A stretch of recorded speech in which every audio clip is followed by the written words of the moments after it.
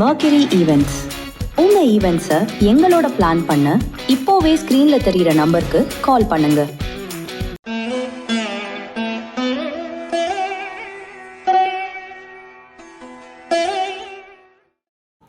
ஓம் சரணாகத தீனார்த்த பரித்ராண பராயணே சர்வஸ்யார்த்திகரே தேவி நாராயணி நமோஸ்துதி.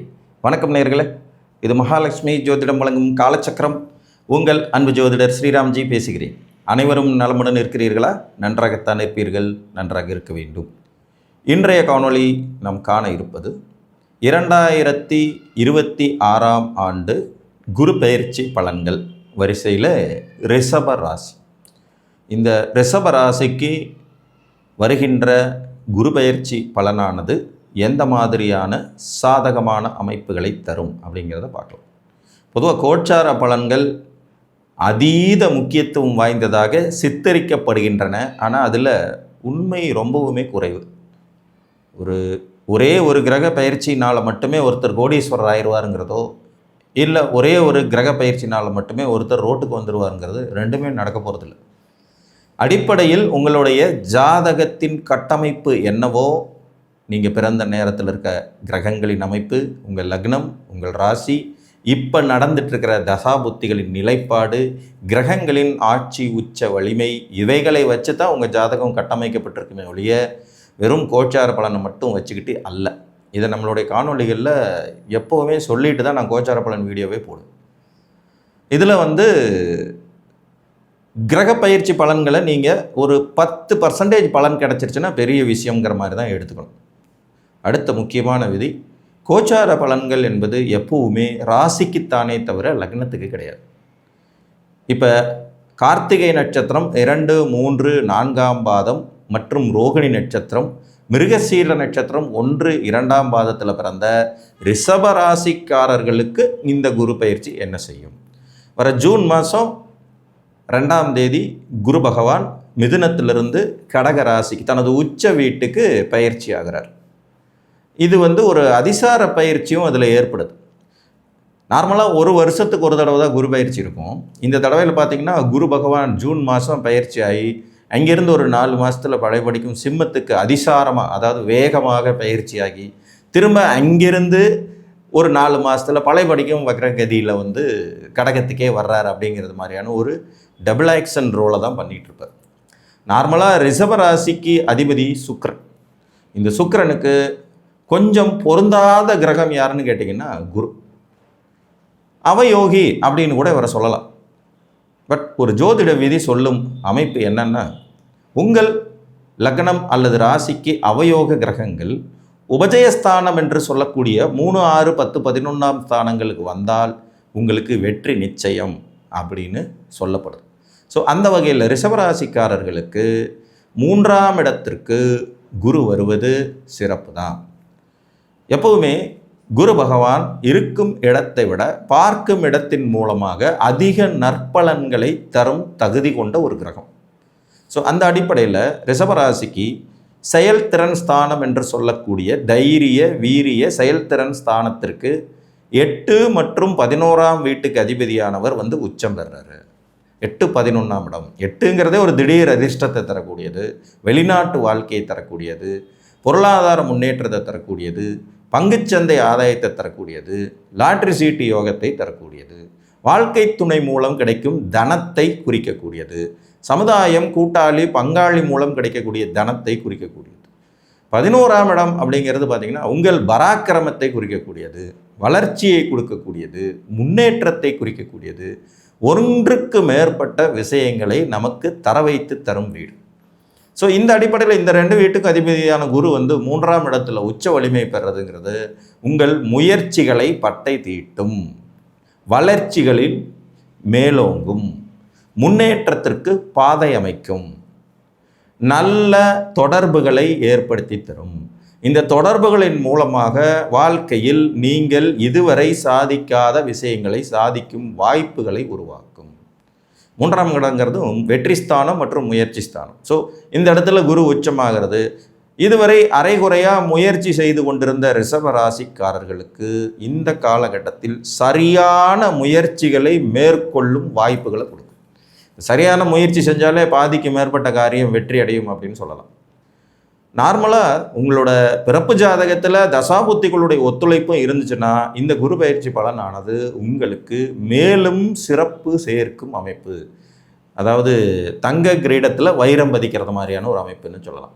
இதில் குருவின் பார்வை பெறும் இடங்கள் மூலமாக ரிஷபராசிக்காரங்க என்னென்ன மாதிரி பலன்களை அனுபவிக்க போகிறாங்கன்னு பார்க்கலாம். ஃபஸ்ட்டு உங்கள் ராசிக்கு 3ஆம் இடத்தில் இருக்கிற இவர் தனது 5ஆம் பார்வையால் 7ஆம் வீட்டை பார்க்குறார். திருமண காரியத்தை எதிர்நோக்கி காத்து கொண்டிருக்கிற ரிஷபராசிக்காரர்களுக்கு இது ஒரு பொன்னான காலம். கோச்சார குருபலனை வைத்து திருமணம் செய்து கொள்ளும் வாய்ப்புகள் உருவாகும். கூட்டுத் தொழிலில் ஆதாயம் கிடைக்கும் யோகிதைகள் உண்டாகும். பங்காளி வகையில் இருந்து வந்த பகைமை நீங்கும். வாழ்க்கை துணையுடன் இருந்த கருத்து முரண்பாடுகள், பிரச்சனைகள், வம்பு வழக்குகள் முடிவுக்கு வரும். ஆதாயம் கருதி நீங்கள் செய்யும் செயல்களில் வெற்றி கூடும். நீண்ட காலம் இழுபறியாக இருந்து வந்த சொத்து சம்பந்தப்பட்ட பிரச்சனைகள் முடிவுக்கு வரும். ஸோ இதெல்லாம் குருவினுடைய 5ஆம் பார்வையினால உங்களுக்கு கிடைக்கிற நன்மைகள். குரு பகவான் 7ஆம் பார்வையாக உங்கள் ராசிக்கு பாக்கியஸ்தானம் என்று சொல்லக்கூடிய 9ஆம் வீட்டை பார்க்குறார். இந்த அமைப்பு அதிர்ஷ்ட வாய்ப்புகளை கை கொடுக்கும். நீண்ட தூர பிரயாணங்களின் மூலமான ஆதாயங்களை உருவாக்கும். தகப்பன் வழியில் இருந்து வந்த உறவு நிலை, கசப்பு மனோநிலைகள் நீங்கும். குருமார்களின் ஆதரவு கிடைக்கப்பெறும். உயர்கல்வி முயற்சிகள் வெற்றியடையும். சொத்து சேர்க்கும் வாய்ப்புகள் உருவாகும். பழைய சொத்துக்களை விற்று புதிய சொத்துக்கள் வாங்கும் யோகிதைகள் உண்டாகும். சித்தப்பா, பெரியப்பா, தகப்பனாதி வர்க்க உறவு நிலைகள் மேம்படும்.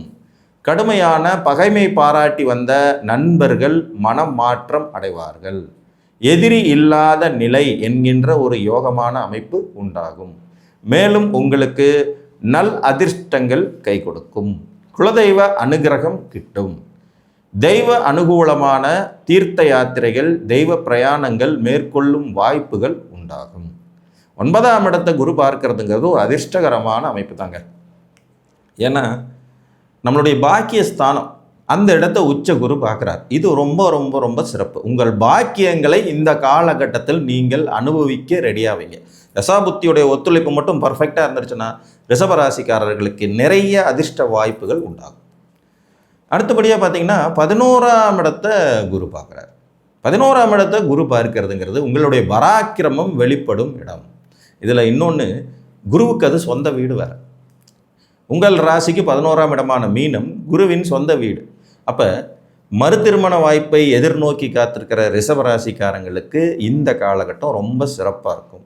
ஒன்றுக்கு மேற்பட்ட தொழில் ஆதாயம் கிடைக்கும். புதிய அறிவாற்றல் மிக்க நண்பர்கள், தொடர்புகள் ஏற்படும் வாய்ப்புகள் உண்டாகும். பல வகையில் உங்களுக்கு லாப மேன்மை அதிகரிக்கும். இந்த லாபஸ்தானத்தை குரு பார்க்கறது லாப மேன்மை அதிகரிக்கும். தனக்காரகன் குரு என்பதனால முதலீடுகள் முதிர்ச்சி அடையும் காலமாக இது இருக்கும். உங்களுடைய முதலீடுகள் பல மடங்கு ரிட்டர்ன் கொடுக்கக்கூடிய வாய்ப்புகள் உண்டாகும். மூத்த சகோதர வழியில் சுப செலவுகள், சுப செய்திகள் வந்து சேரும். நல்ல அறிவாற்றல் உடைய நண்பர்களின் துணை கிடைக்கப்பெறும். சகோதர வர்க்கத்தோடு இருந்து வந்த கருத்து வேறுபாடுகள் நிவர்த்தியாகும். உயர்கல்வி, ஒன்றுக்கு மேற்பட்ட படிப்பை படிக்கணும்னு நினைக்கிறவங்களுக்கு இந்த காலகட்டத்தில் உயர்கல்வி கிடைக்கும் வாய்ப்புகளும் மேல் படிப்பு கிடைக்கும் யோகிதைகளும் உண்டாகும். வெளிநாட்டுக்கு செல்ல வேண்டும் என்று திட்டமிட்டிருந்தவர்களுக்கு இந்த காலகட்டம் அதற்கான சாத்தியக்கூறுகளை உருவாக்கும். புதிய வாகனங்கள் வாங்குவதற்கும் வீடு கட்டுவதற்குமான யோகிதைகள் ஏற்படும். பொதுவாக கிரக பயிற்சிகளில் குரு பயிற்சி சற்று உன்னிப்பாக கவனிக்க வேண்டிய விஷயம் உடையது. காரணம் என்னென்னா, இயற்கை சுபர். குரு பகவான் நேச்சராக பார்த்திங்கன்னா ஒரு 6 லக்னக்காரங்களுக்கு ரொம்ப நல்லவராகவும் இன்னொரு 6 லக்னக்காரங்களுக்கு கெட்டவராகவும் இருப்பார். ஆனால் இயற்கையிலே குரு ஒரு சுபருங்கிறதுனால இந்த கோச்சார ரீதியாக வரும்போது மட்டும் தன்னுடைய நட்பு ராசியா பகை ராசியா என்பதை பற்றி அறியாமல் தான் பார்க்கும் இடங்கள் மூலமாக அந்த ராசிக்காரங்களுக்கு நன்மைகளை தர கடமைப்பட்டவராகிறார். அதனால தான் கோச்சார குரு பயிற்சிக்கு ரொம்ப முக்கியத்துவம் கொடுக்க வேண்டியது. ஸோ அந்த வகையில் ரிஷப ராசிக்காரர்களுக்கு 3ஆம் இடத்தில் உச்ச வலிமை பெறும் குரு பகவான் தனது 7ஆம் வீட்டு பார்வையையும், அதாவது 5ஆம் இடத்தின் பார்வை மூலமாக உங்கள் ராசிக்கு 7ஆம் இடத்தை பார்ப்பதன் மூலமாகவும் 9 மற்றும் 11ஆம் இடங்களை பார்ப்பதன் மூலம், இது 3மே ராசிக்கு நல்ல வீடுகள். 7ஆம் இடங்கிறது கலத்திரஸ்தானம், கூட்டாளி ஸ்தானம், பங்காளி ஸ்தானம். 9ஆம் இடங்கிறது அதிர்ஷ்டஸ்தானம், முன்னேற்ற ஸ்தானம், குருமார்கள் ஸ்தானம், நீண்ட தூர பிரயாண ஸ்தானம், தகப்பனார் ஸ்தானம். 11ஆம் இடம்ங்கிறது பராக்கிரம ஸ்தானம், வளர்ச்சி ஸ்தானம், முன்னேற்ற ஸ்தானம். ஒன்றுக்கு மேற்பட்ட விஷயங்களை நமக்கு கிடைக்க பெற வைக்கும் ஸ்தானம். ஸோ இந்த வீடுகளை பார்த்து வலுப்படுத்துவதன் மூலமாக ரிஷபராசிக்காரர்களுக்கு கிட்டத்தட்ட 65-75% யோகமான பலன்களை இந்த குரு பயிற்சி கொடுக்க இருக்கிறது.